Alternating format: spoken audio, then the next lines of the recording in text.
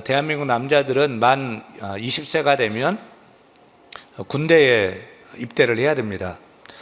훈련소에 입소를 해서 머리 빡빡 깎고 같은 군복을 입고, 요즘 몇 개월 군 생활하죠?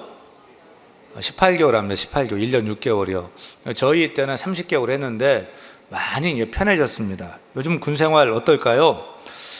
저희 때와 비교하면 엄청 편해졌고, 라떼 얘기하면 안 되겠지만은 하여튼 요즘은 군대 간 게 아닙니다. 얼마나 좋아한 줄 아십니까? 우리 이제 큰아들 희망이가 이제 군대 가가지고 최고 뉴스를 제가 잘 아는데, 군대 이제 훈련소에 입소를 했는데, 이제 군대 중대장, 희망이를 맡은 중대장이 부모님께 편지, 공문을 다 보냈어요. 어느 부대에 속했고, 어려운 일이 있으면 전화하시라고 전화번호 있고, 또 이제 뭐 앱도 있습니다. 앱도 있어서 훈련받는 사진도 이렇게 있고, 이런 훈련 받고 있고, 그러니 이제 결론은 안심하셔라, 이런 이제 편지가 와요. 그러면서 거기에 뭐라고 써 있냐면, 혹시 훈련소에 있는 아들에게 보내실 물건이 있으면 이리 보내세요라고 주소가 있습니다. 그리고 이제 희망이가 군대에서 훈련소에서 전화가 왔어요. 전화가 가능하잖아요. 전화가 와가지고 샴푸 보내주세요, 선크림 보내주세요. 저희 군 생활 때는 병장 때도, 제대 말년 때도 사제 물건을 쓰면 큰일 납니다. 금지였고. 근데 이제 자대 배치도 안 받고 훈련병이 있는데 샴푸 보내주세요, 뭐 선크림 보내주세요. 그럼 보내줬어요. 토요일 되면 브런치 데이래요. 토요일은 그래서 늦잠 자요. 아침 일찍 안 일어나고 8시에 일어나가지고 아점을 먹는 브런치 데이. 훈련소에서. 그래서 군대가 편하고 좋으니까 우리 부모님도 이제 안심하셔야 되겠지만은, 저는 반대예요. 군대에 가서는 좀 고생을 좀 세게 해야 됩니다. 사실 우리 희망이는 이제 미국 시민권자이기 때문에 군대를 안 가도 됩니다. 근데 제가 희망이에게, 야, 아빠가 목회하는데, 목사인데 아들이 군대 안 가고 미국 시민권자로 살면 좀 그럴 것 같다. 그러니까 군대 가서 군 복무하고 또 한국 사람으로 살고, 또 필요하면 미국 가서 공부할 수 있으면 공부해라. 그랬더니 예, 알겠습니다 하고 이제 군대를 간 거거든요. 근데 군대 가기 며칠 전부터 가기 싫다는 거예요. 요즘 군대가 그렇게 좋은데 왜 군대를 가기 싫어할까요? 군대 가면 먹여주지요, 재워주지요. 옛날같이 그렇게 막 한꺼번에 막 130명씩 한 집에 들어가. 요즘은 서너 명씩 자요. 막 침대도 있고. 근데 왜 먹여주지요, 재워주지요, 입혀주지요. 또 요즘 용돈도, 저도 못 주는 용돈을 나라에서 줘요. 금년에 100만 원까지 높여주겠다. 그래서 요즘 군인들은 군테크를 합니다. 군테크. 근데 왜 청년들이 그래도 군대 가기를 싫어할까요? 이유는 단 한 가지입니다. 갇혀있기 때문에 그런 거예요. 다 좋은데 자유가 없는 거예요. 마음대로 하지 못하고, 외박도 못하고, 나가지도 못하고, 맛있는 것도 못 사 먹고, 내 마음대로 어떻게도 못하고, 조직사회 속에서 통제를 받고 갇혀, 꼼짝없이 18개월 동안은 갇혀 있어야 하기 때문에 그것이 힘들어서 군대를 가기를 싫어하는 것입니다. 오늘 보면 사도 바울은 지금 어디 있습니까? 감옥에 갇혀 있어요. 감옥에. 사도 바울이요. 왜 감옥이 힘들죠? 감옥 가도 여러분 먹여주고, 재워주고, 입혀주고, 기술 가르쳐주고, 공부시켜주고 다 하거든요. 근데 왜 감옥을 그렇게 가기 싫어해요? 요즘 원룸도 막 50만 원, 60만 원, 얼마나 조그만 감옥 같은데도. 근데 그런 데 살지 감옥은 안 가려고 그러거든요. 왜 그래요? 갇혀 있으니까. 자유가 없으니까. 그 귀하신 사도 바울이 지금 감옥에 gat혀 있어요. 죄가 있어서요? 아니요, 죄가 없어요. 유대인들은 사도 바울에게 3가지 죄를 뒤집어 쓰였습니다. 율법을 범한 죄, 성전을 더럽힌 죄, 또 그리스도교, 기독교를 전해서 사람들을 선동해서 반란을 일으키려고 하는 반란죄. 한 3가지 정도로 해가지고 그렇게 고소해서 감옥에다 집어쳐 놓은 거예요. 근데 이게 사실입니까? 아니죠. 거짓말이죠. 가짜죠. 거짓 음모예요. 그 귀하신 사도 바울 선생님이 죄도 없는데 감옥에 갇혀서 막 아무것도 못하고 있으니 얼마나 갑갑하고 얼마나 답답했겠습니까? 우리가 사도행전 25장을 읽었는데 24장과 25장은 2년의 세월이 흐른 뒤에요. 오늘 25장은 우리 확인합니다. 사도행전 24장 21절 말씀 27절 읽겠습니다. 이태가 지난 후 보르기오 베스도가 벨릭스의 소임을 이어받으니 벨릭스가 유대인의 마음을 얻고자 하여 바울을 구류하여 두니라. 그러니까 24장과 25장에는 이태 2년의 세월이 흘렀어요. 사도 바울은 이태 전에 감옥 예루살렘 가이사랴 빌립보 총독 관저에 있는 감옥에 갇혀가지고 2년 동안 지금 죄수로 감옥에 지금 갇혀 있는 거예요. 사도 바울의 재판은 결론이 나지 않았습니다. 죄가 없는지 압니다, 총독이. 근데 유죄도 아니고 무죄도 아니고 미결수로 계속 구류하고 있는 거예요. 사도 바울이 2년 동안 감옥에서 어떠했을까요? 얼마나 억울해요. 얼마나 또 갑갑해요. 주를 위해 평생 충성했는데 억울하게 누명 써가지고 감옥에 갇혔어요. 그러면 빌립보에서처럼 찬송하고 기도할 때 막 지진이 나가지고 옥문이 열리고 막 나오게 하고 막 기적적으로 그런 게 없어요. 그리고 2년이 흘러가는 거예요. 그 추운 감방에서. 얼마나 하나님께도 원망이 나왔을 것 같지 않습니까?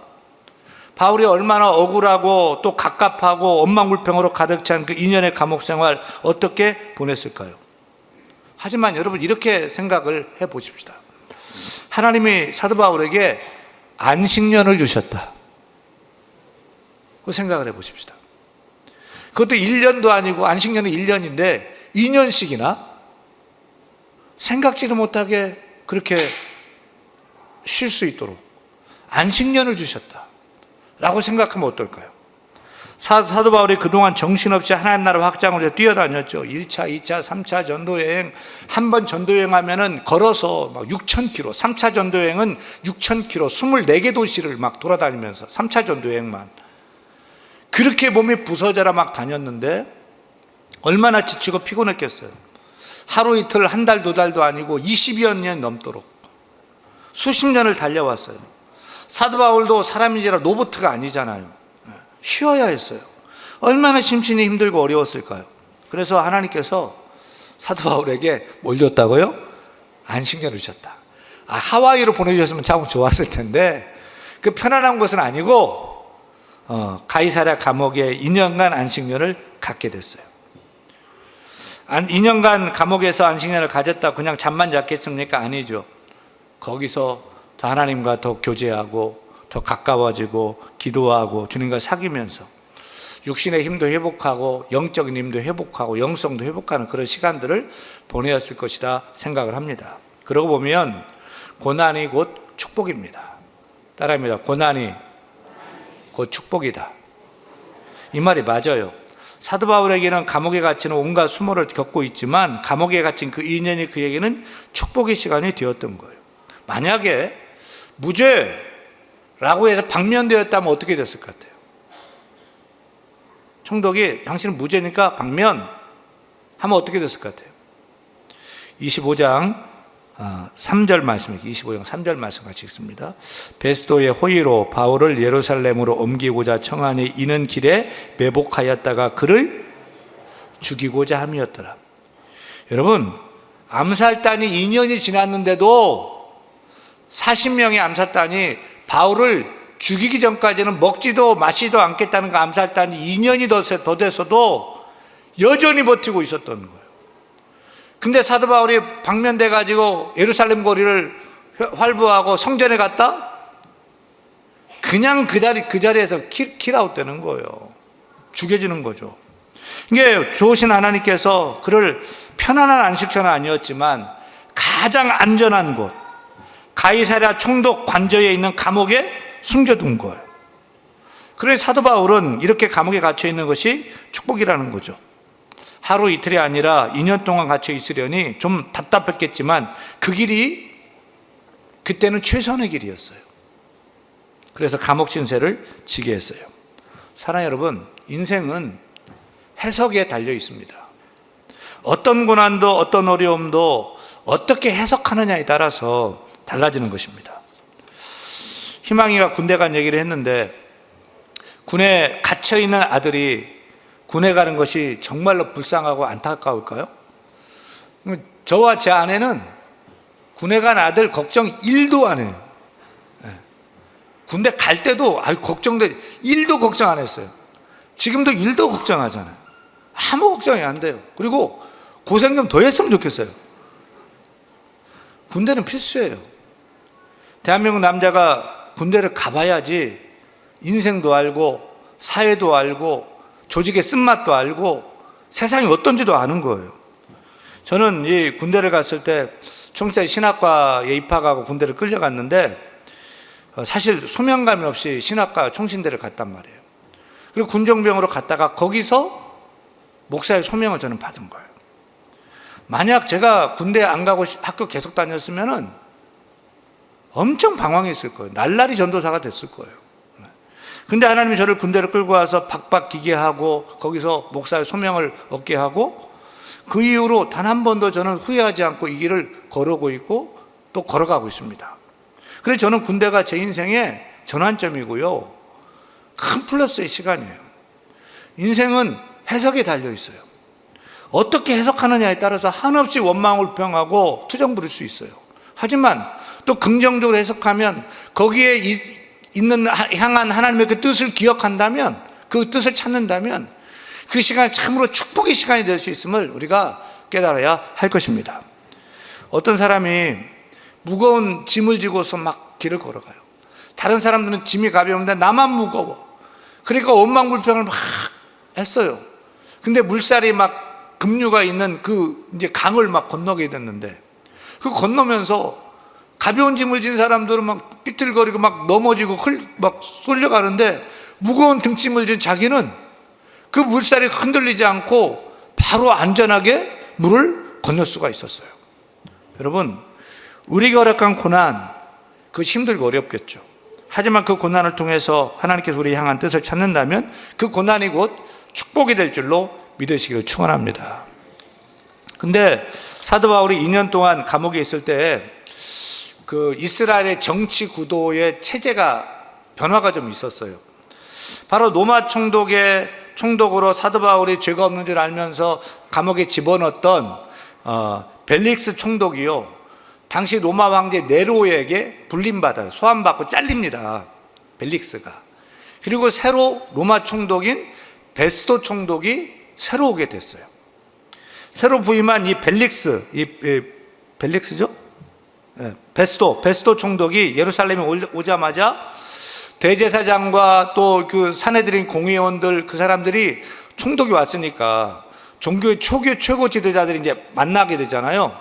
만나게 사흘 때 됐을 때 만났는데, 첫 번째 민원이 뭐냐면, 첫 번째 민원이 25장 2절이에요.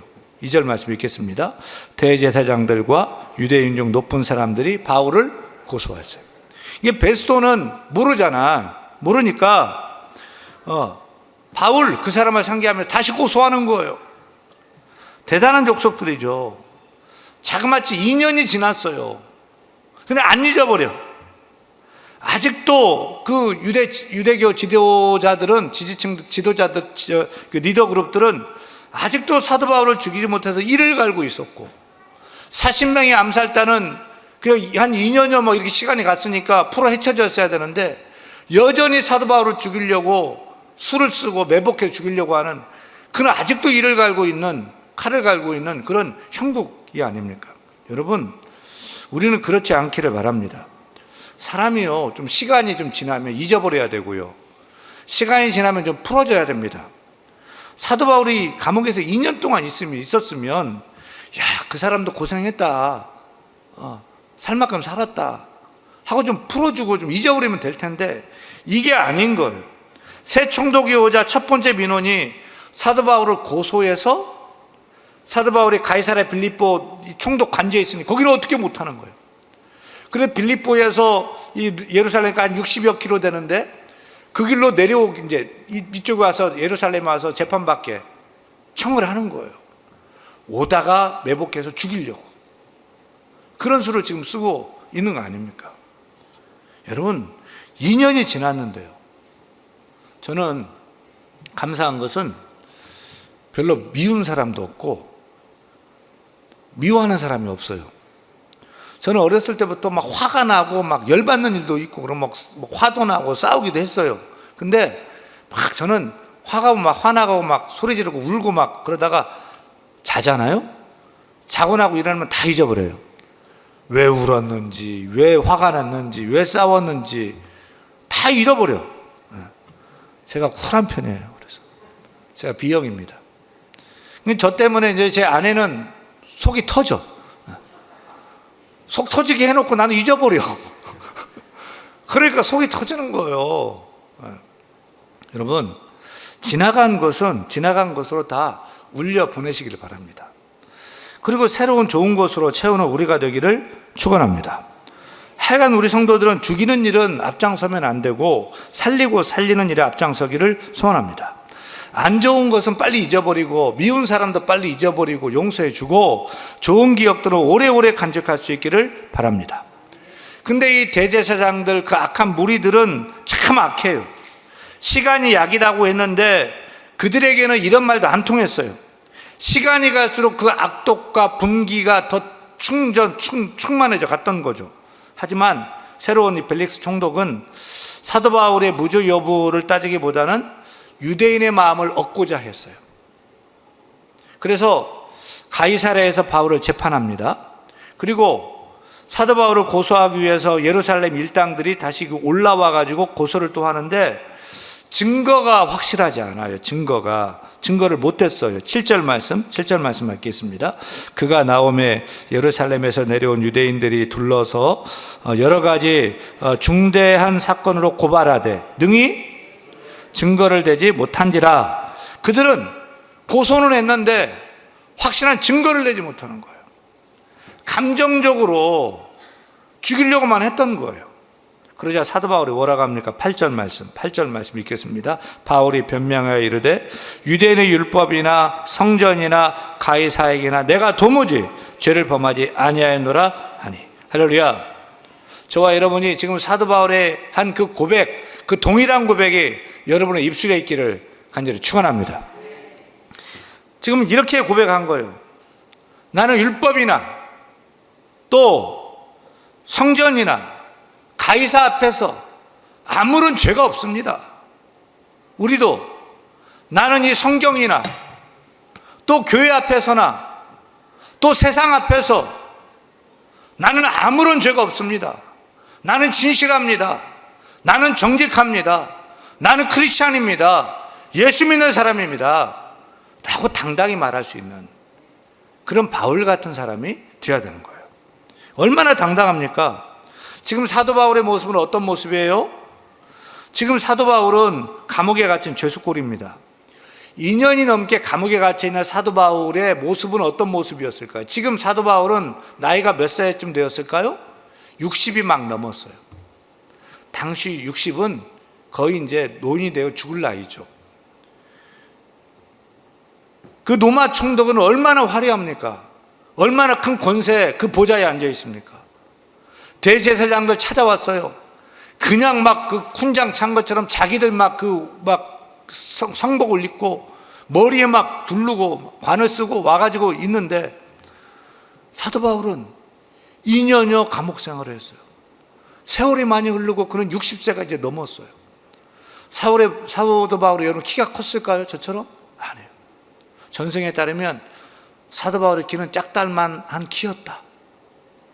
그리고 대머리였다. 눈썹이 짙고 매부리 코였고 다리가 휘어져 있었다.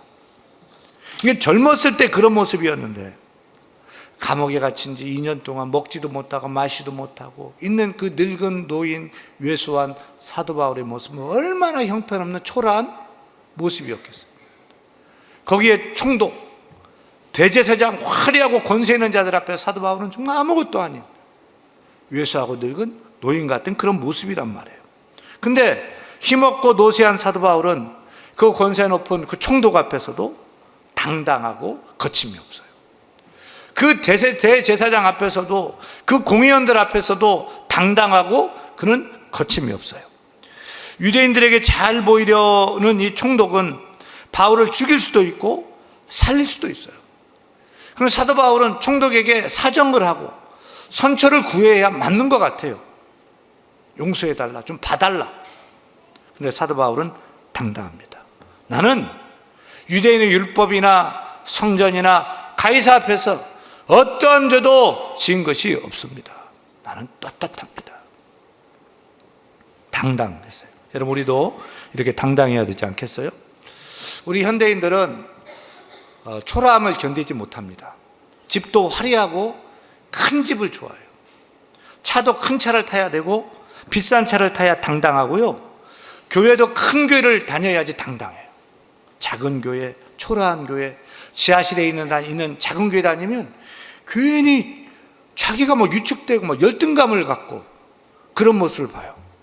여러분, 그럴 거 아니에요. 사도 바울을 보세요.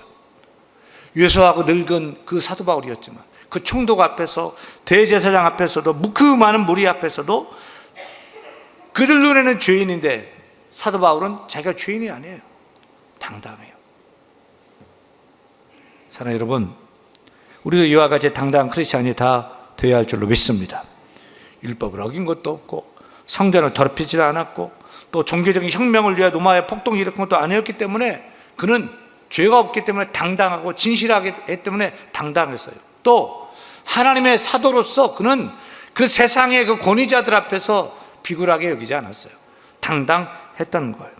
사랑하는 우리가 가진 것이 많든 적든, 배운 것이 많든 적든, 사회적인 지위가 높든 낮든 우리가 하나님 앞에서, 또 교회 앞에서, 또 가정과 나 자신 앞에서 바르고 정직하게 살아야 되고 세상 앞에서 당당한 그런 크리스찬들이 다 되어야 할 줄로 믿습니다. 한국교회 현실은 어떻죠? 세상 눈에 비친 한국교회, 우리 크리스찬의 모습은 어떻습니까? 지금 작금의 세상은 교회가 세상을 걱정하는 것이 아니라 세상이 교회를 걱정하는 시대가 됐고, 우리 크리스찬들이 고개 숙인 크리스찬의 모습으로 살아가고 있지 않습니까? 어떤 분에게 자기의 돈을 떼어먹고 도망간 사기꾼이 아니죠. 돈 떼어먹고 도망간 사기꾼 잡으려고 아무리 추적해도 잡을 길이 없어요. 몇 해 후에 친구 따라서 어떻게 교회를 갔더니 교회 복도에서 환한 얼굴로 주보를 나눠주는 사람이, 낯익은 사람이 있더라는 거예요. 누구예요? 자기 돈 떼먹고 간 사기꾼이. 자기가 처음 교회 갔더니 그 교회에 그 사람이 있는 거예요. 뼈 있는 얘기 아닙니까? 우리 예수 믿는 자가 이렇게 되면 되겠습니까? 사랑하는 여러분, 우리가 사도 바울처럼 하나님 앞에서, 교회 앞에서, 세상 앞에서 정직하고 진실하고 흠없는 당당한 크리스찬이 다 되어야 할 줄로 믿습니다. 내가 결백하면 당당한 거죠.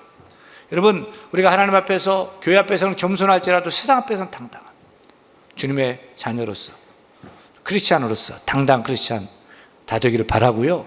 전도할 때도 막 데리고 우리 교회 한번 와주세요. 그럴 것도 없어요. 당당하게, 이 사람 예수 안 믿으면 그 사람 손해예요. 당당하게 교회 나오라고, 천국 가자고, 교회 가자고 당당하게 전할 수 있는 여러분 될 수 있기를 간절히 축원합니다.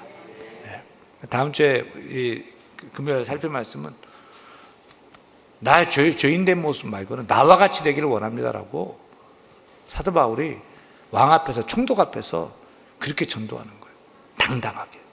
우리가 우리의 처지 형편 어떤 모습일지라도 당당하게 예수 그리스도를 증거하는 참된 당당한 크리스찬 다 되시기를 축원합니다.